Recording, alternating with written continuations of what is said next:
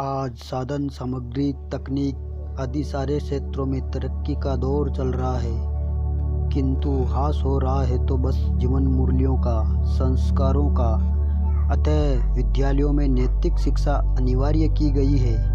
हमें आवश्यक है ऐसे संस्कार व शिक्षा जो हमारा योग करा दे, हमारे मूल शक्ति स्रोत के साथ और जगा दे उसमें छुपी हुई अनंत अनंत सुषुप्त शक्तियों को, तथा हमें सिखा दे राष्ट्र हित में, विश्व मांगल्य में उनका सदुपयोग करने की कला।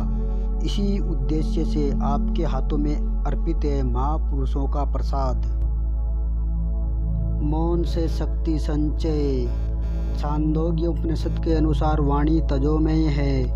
वाणी का निर्माण अग्नि के स्थूल भाग, हड्डी के मध्य भाग तथा मज्जा के सूक्ष्म भाग से होता है। अतः वाणी बड़ी शक्तिशाली होती है। जो वाणी का संयम नहीं करता उसकी जिह्वा अनावश्यक बोलती रहती है और अनावश्यक शब्द प्रायः कलह एवं वैर भाव उत्पन्न करते हैं। वे प्राण शक्ति सोख लेते हैं।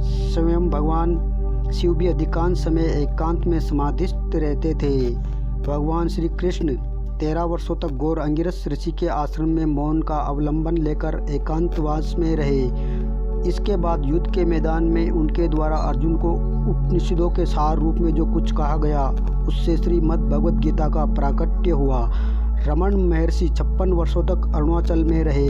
इस बीच उन्होंने अनेक वर्ष एकांत में मौन रहकर व्यतीत किए। गांधी जी भी सप्ताह में एक दिन मौन रखते थे। बहुत सारे हमारे जो पुराने संत और ऋषि मुनि हैं उन्होंने मौन से अद्भुत शक्तियाँ प्राप्त की है। मौन से आप लोग भी शक्ति का संचय कर सकते हैं।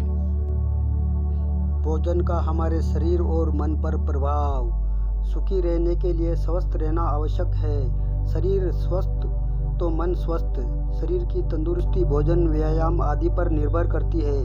भोजन कब एवं कैसे करें इसका ध्यान रखना चाहिए। यदि भोजन करने का सही ढंग आ जाए तो भारत में कुल प्रयोग होने वाले खाद्यान्न का 5वां भाग बचाया जा सकता है। भोजन नियम से मौन रहकर एवं शांतचित्त होकर करो।